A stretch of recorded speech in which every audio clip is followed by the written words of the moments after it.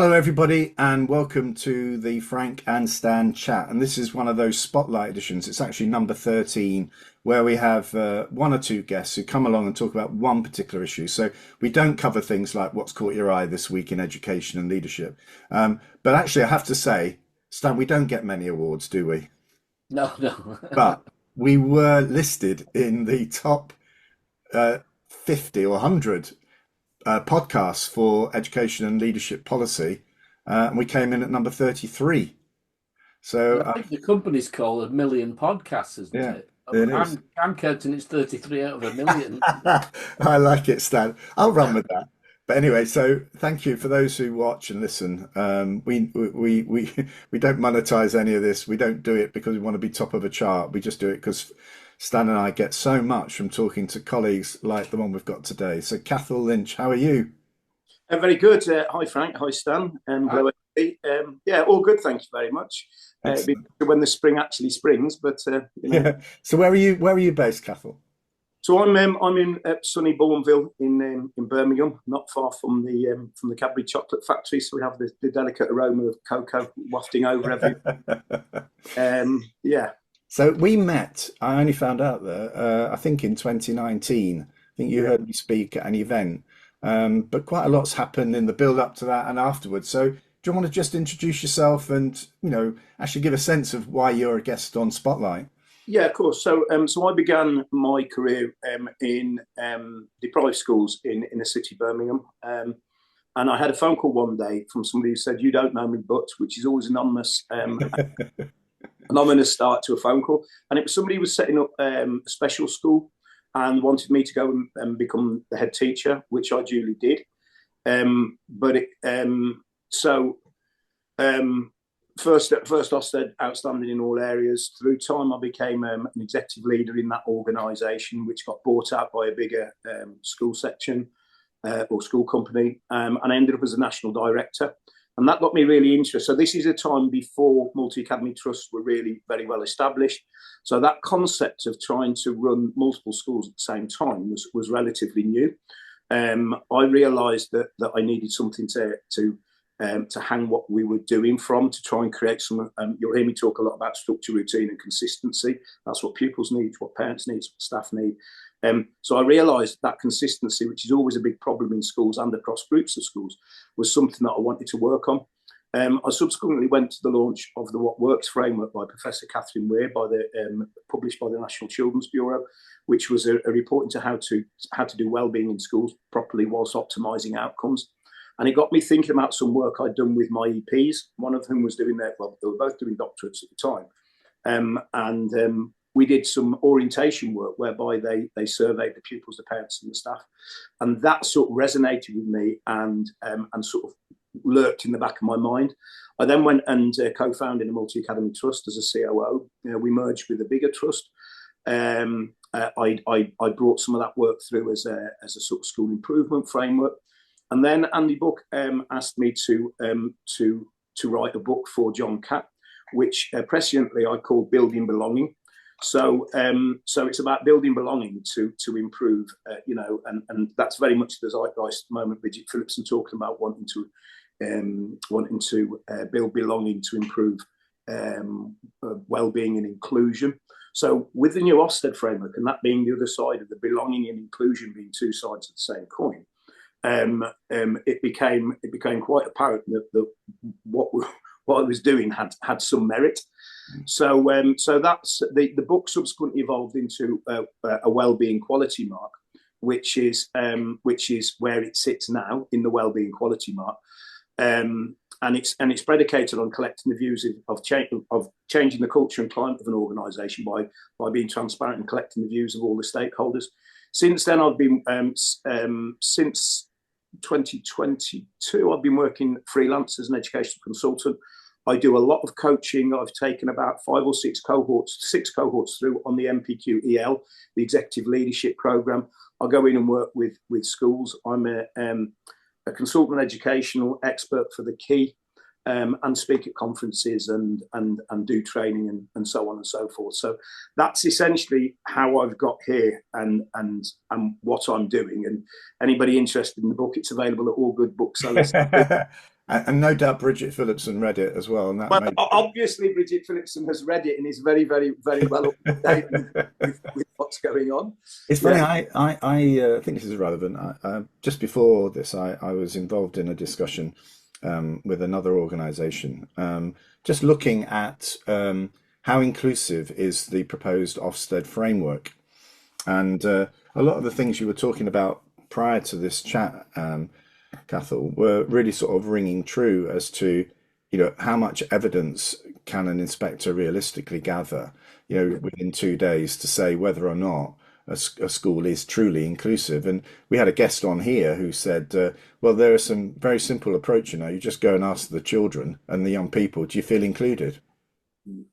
Well, that's interesting, because one of the reasons that this is so clearly into view is that while Nick Gibb is busy, putting the back bunting out because we've got sixth or seventh in PISA in maths, which was the focus of PISA last time around. What he hasn't been shouting and singing about is the fact that we, in terms of a sense of belonging to your school, that we finished second bottom out of all of the schools that are involved in PISA, and there were actually 6 questions directly related to belonging. And so one of the things that we've done with the staff, the staff questionnaire is very detailed. It breaks everything down into 6 areas, and that's essentially how I see schooling, how I view schools now. All of it's very, very sensible. All of it makes sense. How that breaks down. Sorry, I've just lost my train of thought there, Stan. We're going to talking about the different sort of areas of that, the wellbeing sort of framework, or the school improvement framework, and how inclusive it is. So with the pupils, we added those 6 questions. So actually, once you do survey your pupils, you're going to be able to say with complete surety whether they are above the UK average in terms of belonging or not. And therefore, you could extrapolate from that. If pupils feel that they belong, they feel included. The only problem to that is, and the only problem that I can see, is the children who were excluded are not likely to be the ones who are answering the question about it.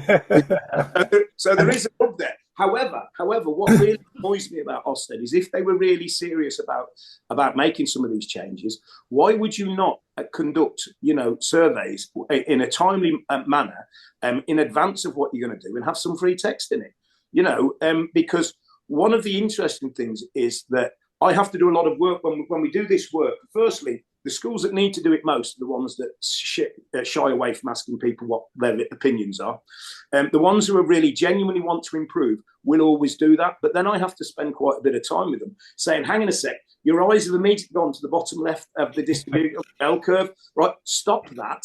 These are clearly outliers. So if there's 3 or 4 people saying this place has gone, a staff member saying this place has gone to hell in a handcart, but everybody else is saying, well, actually, it's really good, and your parents are saying something similar, and your pupils are saying something similar, then actually we can discount that in the same way that you want to discount anybody who's at the top right as well, in the bottom right, because the ones who are saying everything's fantastic, we probably need to be, a little bit cynical about that. So the idea is it's a bit like a canary in the mine. If something is going awry, you need to know about it at the earliest possible juncture, and that again speaks to the culture and climate. And isn't this though, Cathal, actually just effective self-evaluation? Yes, of course it is. But the difference is most evaluation, people ask the senior leaders to rate where they are on a scale. Well, how are the senior leaders best placed to do that if they're not the ones on the ground experiencing it? So what we need to do, and when I do training, we talk about the need for psychological safety. It's really, really important that people feel that they can speak out, and also that relational trust is an essential element of school improvement. So Brick and Schneider's research, they couldn't find any examples where relational trust didn't exist in schools, but that they still improved. Right. So actually, if people aren't trusting the leaders and the parents aren't trusting the staff and the staff aren't trusting all the rest of it, then actually things don't, generally speaking, end up well. And there is a concept known as willful blindness in law, which is where people deliberately keep themselves unaware of key facts because to do otherwise would liable them render for prosecution. And so if you've got something like that going on, then actually we need to look behind that. And that's not to say that senior leaders are necessarily being dishonest, although they might be, who knows. What we're saying is that if we know that everybody else's views are going to come into play, then actually we know that we're getting a real view of it. So the idea is that when they do their self-evaluation, they use in particular the staff surveys to inform what it says. And when I collect the data comes to me. It doesn't go to the school. Yeah. So that guarantees anonymity. So then I send the data back out to the school, so they can't track it. They don't know who said what. They might be able to, guess. And I always make that point when I'm working with staff. Don't put anything if you're the only one who's asked. Don't write about that, because you will be identified. But other than that, it's about that anonymity that's going to have people saying, particularly people who've been on the margins, people who are on the periphery of things, and those parents who are, when people talk about the hard to reach, well, let's actually bring them inside the camp rather than have them sitting outside it. Does that make sense? It does. I mean, Stan, this is just up your street, isn't it? Yeah, it is. It's. I mean, I've got a thing about culture being the driver for improvement, and I've had that for such a long time. Of course, yeah. And what I find puzzling is when there are people who either can't see that or deliberately don't want to see that culture is important, and they drive on with improvements that don't actually bite. They don't happen because there's passive resistance because everyone's not on board.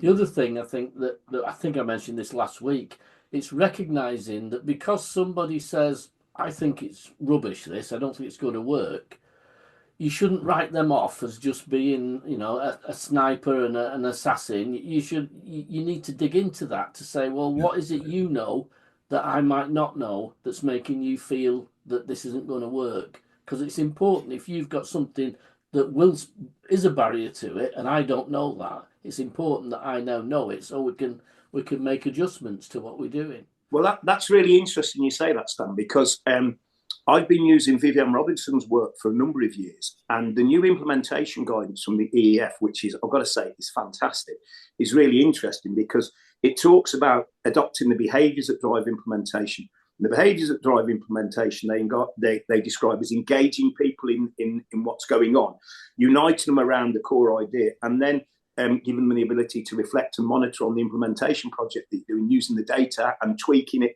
and changing it as they come.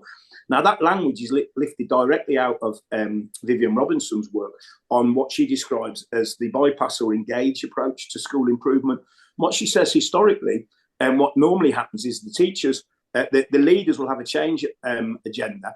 The teachers will have a theory of action. The leaders may have an alternative theory of action. And what normally happens is that they completely bypass the teacher's theory of action, which leads to them either deciding to change, not changing, there'll be resistance, whatever else.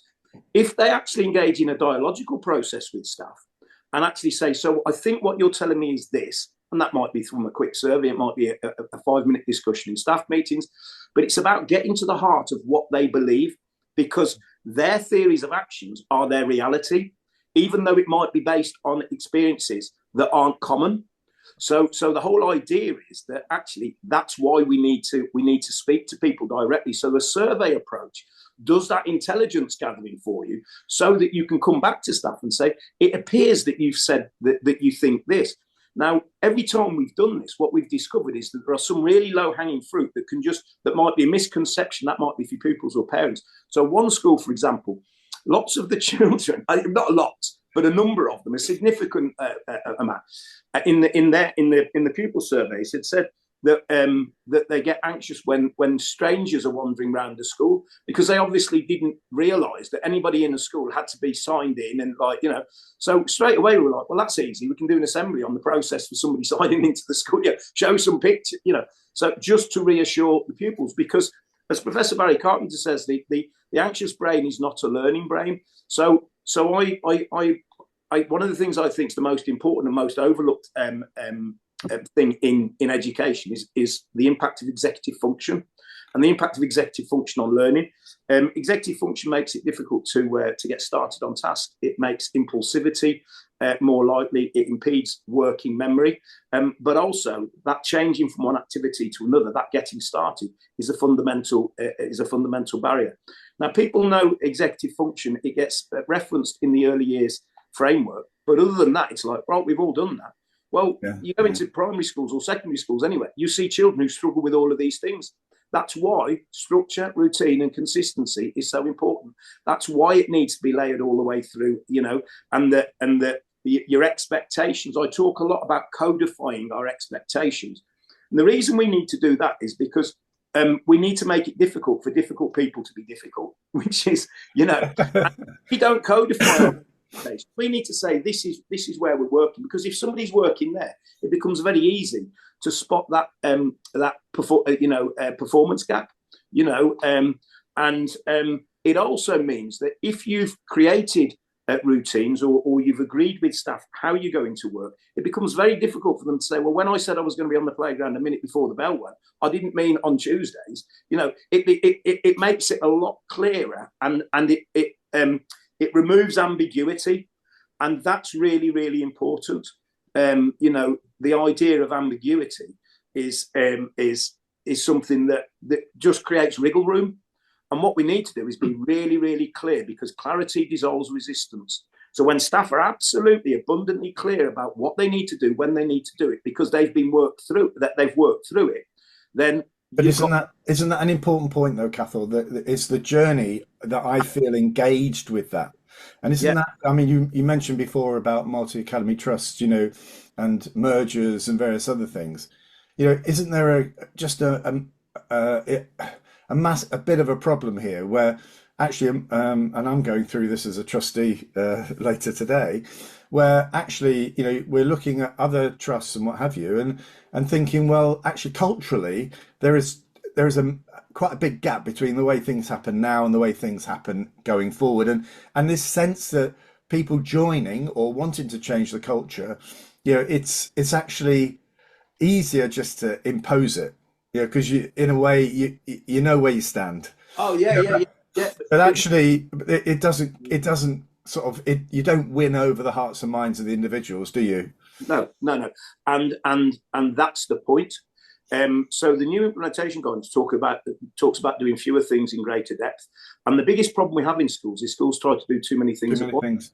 If you're working on even as 5 or 6 improvement objectives, that means by the time you take out a few staff meetings for for parents' evenings and report writing and statutory stuff, that means you've got possibly one staff meeting every term to deal with one of those 6 areas. It's not enough. We know how pupils learn. We know that we need to revisit. We know spaced retrieval. We know all of those things.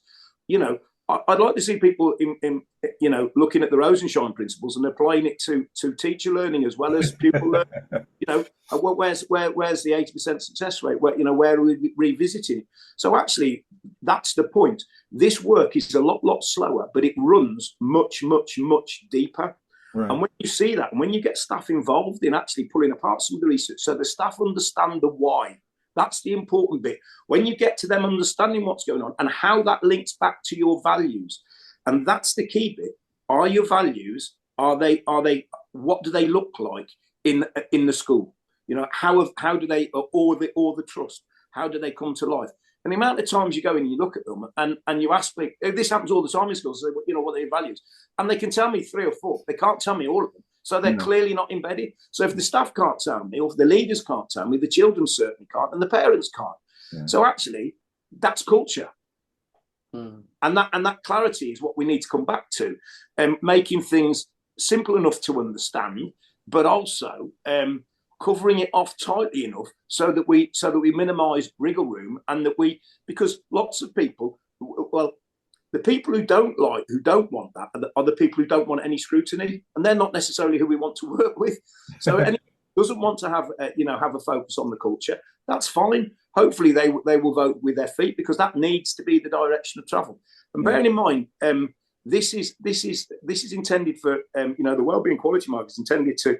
It's not a quick piece of work. There's some training that goes along with it, but it's more about the mindset and the thinking it facilitates among senior leaders.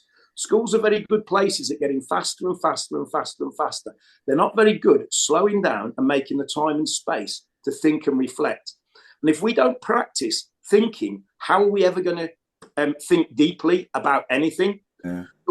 And then how do we get our staff, we know that the capacity to reflect is a protective factor for mental health difficulties. Where are we building the time in for the staff to actually interrogate some of the evidence?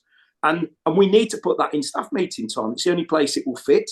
And that means you have to accept that your staff meetings are going to be a lot less impactful over the short term, but actually over the longer term, they're going to lead to some really, really solid, and it's going to lead to people being completely united and really, really firm believers in what's going on, because it will become self-fulfilling.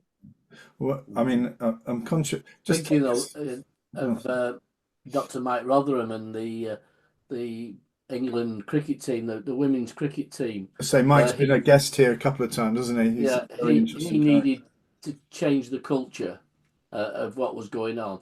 But what he did, one of the outcomes was a set of beliefs and values and how we will behave, written by the players. And they weren't sort of, we'll all be jolly and everything. There were things like, we will dive for the ball. Yeah. Things that are real, that they'd said, that's what we do. So if a ball's gone flying past you and you've not made a real effort to dive for it, you're not following the principles that we're all committed to. Well, and that's really interesting you say that, Stan, because I wasn't going to say this, but I will. I'm worried now about where we're going. No, it's all good. I mean, we could go that way. When I was approached to set up an independent SEN school, and just prior to that, I was a deputy head in a school, and a Paralympian came in, and it was after the Sydney, was that 2012, 2010, whenever it was. It was after the Sydney Olympics, right? And it was something that I think Sky had sponsored it, right? But they came in and they gave a talk, and they started talking about what they brought all of the elite athletes, the Paralympian team and the elite squad together. And that's not to say the Paralympians aren't elite as well, but they brought all the elite squads together, and they agreed what they called their 5 keys to success, and it was 5 areas, right?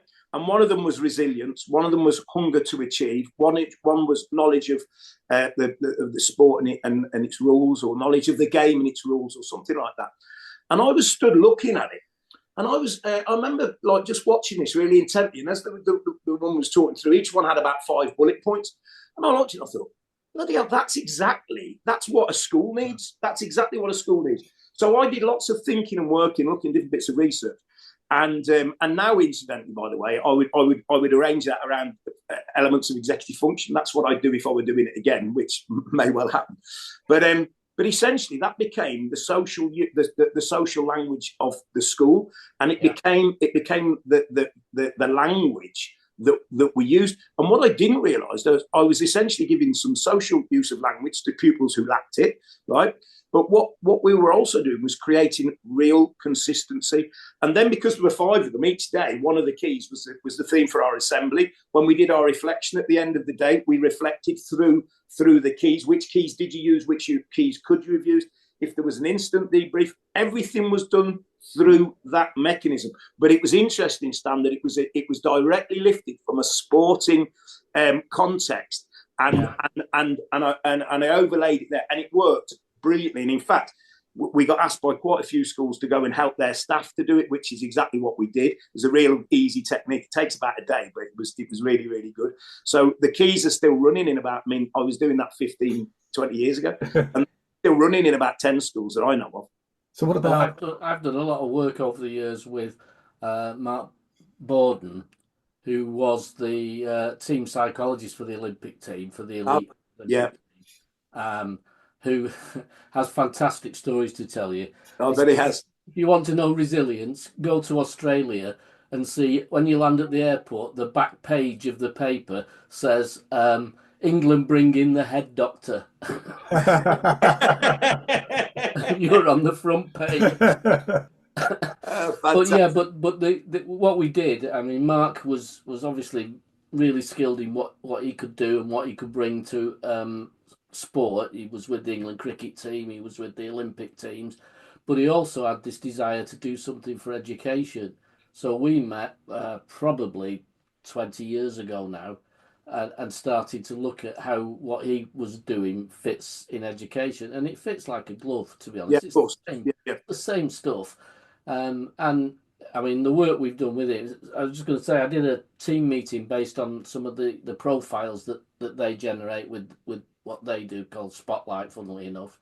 And there's an element in it that people answer how they think the team's doing well. You know, what are we doing? Are we doing this well? Are we doing this not? And it's based on openness. It's not sort of how a school works. It's not how a bank works. It's not how a sports team works. It's all three.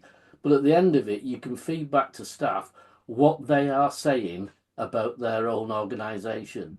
Yeah, it's really powerful. Yeah, and the key bit is there, because again, if I go in and do some work, if I speak to children, very often they say, "Oh, we always get asked our views, but nobody ever tells us what happens with it." Yeah. The absolute key bit is if you do not close the feedback loop with the staff, the pupils, and the parents, then you're doing more harm to your culture than benefit. Interestingly, again, from that, Stan, you keep prodding me, set me up, because somebody who I had conversation with a few years ago, Dr. Tim O'Brien, who similarly does lots of sports psychology and what have you. But Tim is a really interesting guy in that he was an SEMH head teacher. He's an educational psychologist. He's done all sorts of things, as well as he was Arsenal psychologist. He's psychologist here, there, and everywhere. But he was fascinated with the process and the thinking behind it. Behind the initial bit of the school, the Wellbeing Quality Mark, because essentially it's a school improvement framework, and he couldn't work out. Somebody else had passed it on to him, and he was sort of saying to them, "Who's this guy that's done this? It's real, it's coming from a very." So a lot of what my work has come from, I was very privileged to work with, obviously senior EPs, but also senior people in the health world. So OT, speech and language therapists, that obviously their line manager who I sorted the service level agreement out with, you know, and I very, very quickly became aware that there were lots of, and this is a big issue with inclusion at the moment. There was an awful lot of what we were seeing in the SEMH ASD schools. That were not education related. So particularly around sensory processing needs, as they, you know, we had a particular cohort that were just going from 0 to 100 in terms of acute and extreme violence, which is what was the potential for, you know. But actually, the problem with that is that head teachers don't know what they don't know. And if they don't have any experience of working therapeutically, then actually they're not going to prioritise it. When budgets are tight, they're not going to prioritise having somebody doing speech and language work with the pupils. And it shouldn't be at a case level, it should be at a systemic level, so that we're training and building capacity. So very much the whole premise of what I do is about building capacity and building the thinking and creating a new mental model of what a school could and should look like, especially from an inclusion perspective, because it's a different way of thinking. And very often I see people trying to impose almost exclusively middle-class values on children who do not yet share them. You know, and Ware's research was really interesting, because she said that children with a greater attachment to school, that who will attend more regularly, they'll achieve more highly, and they'll drop out less often. And I remember watching the presentation of this big meta international research project. I remember thinking, I reckon I could have saved you some time and money on that. You know? But her second finding was a lot more interesting for me, which was that social and emotional intelligence is a better indicator of academic outcomes than IQ. And that was a penny drop moment for me, because I had loads of really bright children in the SEMH world and the ASD world, right? But they weren't learning well, because the gaps were in that social and emotional learning, which is what I realised we were plugging using our keys, because it was essentially social and emotional learning. It was an attempt to hardwire a different default setting, rather than kicking a table over and punching somebody, getting them to stop and to be able to not be as impulsive. Because we know that's an executive function impairment, which is common in neurodiverse pupils, but it's also common amongst children growing up in deprivation. And that, for me, is the biggest bit of learning that schools need to understand. And the final finding that we found overall was that schools don't need to worry about prioritising PHSE, because no matter how schools are judged in whatever jurisdiction, there's a very strong correlation between the overall effectiveness of the school and the quality of its PHSE. So actually, I did manage, after a very long time, I managed to track Professor Weir down, and I managed to send her a copy of the book, and I got a lovely email back from her saying, look, you do this work, you put it out in the ether, and you never know what happens. She said, this is a really valuable contribution, and I look forward to seeing where it goes. So that was a real nice way to bring it all round, to be Brilliant. fair. Just say a little bit, because we've had our 30 minutes, about this Wellbeing Quality Index and how people can get in touch with you about it. Well, there's a website called the Wellbeing Quality Mark online. It's wbqm.co. Oh, I think I should have said Wellbeing Quality Mark. Yeah, we're a quality, and the process is that we do some initial training with senior leaders, and then if a school wants us to, we can do that with the staff, and then collect the data. We send the data back to the school, who then complete a self-evaluation form based on the 6 areas, right? And that's where the thinking element comes into it. And then when they feel ready, they submit that to me and to us here, and we arrange an assessment day where we come in and quality assure what they're doing. But then we also say whether they've met the standard. There's 3 levels to the award. If they've met the standard, they get the award. But they also get a report that highlights strengths and potential areas for development. But quite crucially, that's co-created with the senior leaders. So we can take a very, very clear steer from what the staff, the pupils, and the parents are saying. We're not saying they are right. What we're saying is we're trying to elicit what their perception is, so we know what they're thinking, right? Because we can then address that if it's a misconception. There may be things that we know need to be done but are not a priority in the here and now for so that's fine as well. But as long as we acknowledge what's been said and we address what's going on, the advantage of that is we can do that. Well, you've told us this, so what we're working on is this as a result, which makes it very difficult for staff to say, well, when we said we wanted to work on that, we didn't mean work on it like that. but again, the new implementation guidance is very firm on de-implementation as well. Schools never take anything out. And to me, there's something disingenuous about that. If you just keep dropping things in at the top and nothing falls out at the bottom, what you end up, I remember from my days as a class teacher, people would ask around, are they still collecting that, what do you call it, thing in? And somebody said, well, they haven't asked for it for a term, 2 terms. Let's not do that one then. So you just end up with this complete dishonest sort of like, let's be clear, let's make workload something, the workload reduction tools are really, really good from the DFE. I always recommend people use them as well. Let's be really clear and give people workloads that are doable, because one of the things that is going to drive stress is that idea of your work never being completed and never being enough. And we've got to get to a position where we are not ruining teachers. And we know all about the recruitment and retention rate. So again, the last point about the Wellbeing Quality Mark, initially I envisaged it as a way of improving the quality of what was going on, creating greater consistency, getting staff to think about codifying, senior leaders think about codifying their practice with the staff. But the other thing is, if there's 2 schools with a vacancy, and one school's got the Wellbeing Quality Mark and the other one doesn't, then hopefully it's going to help scaffold the recruitment and retention of staff as well. And one of the things that I find distasteful, is, to put it mildly, is this distortion of the sector through some of the multi-academy trusts where they've got additional funding. So I go into some trusts and all of the children have got an iPad, for example, and they're all online because some benefactor's given them, it's been paid for by somebody else. Is it Dixon's who are trialling the 9-day fortnight? Yeah, they are. That to me, I think David Carter was very right. One of our principles in education should be, above all, do no harm to any other schools. And at the moment, I'm seeing lots of schools that are really, really putting the boot into other schools. And I mean, if you're working somewhere with the school down the road's got a 9-day fortnight, and you're a young teacher, I think back to what I was doing.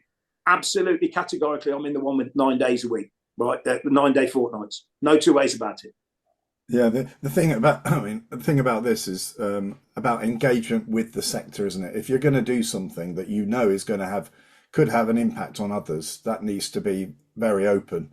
It's this sense. The conversation I had before with colleagues was around, we've got to see the education system as a service that's delivered to a community and not just an institutional delivery. Because there are raised then, Frank. to do no harm to the community that Yeah. you serve, and that's Yeah. wider than your school. Definitely. Absolutely. Yeah, definitely. Right. Well, thank you very much, Cathal. I mean, that's where just over half an hour goes in our lives. So it's an absolute pleasure to have you on. Yeah, for those of you who watch our weekly chats, we've got a guest in tomorrow, and we're going to be talking about governance. So until then, thank you, Cathal, and we'll Thanks, see you all Cathal. again soon. Take care. Bye-bye. Thank you, everybody.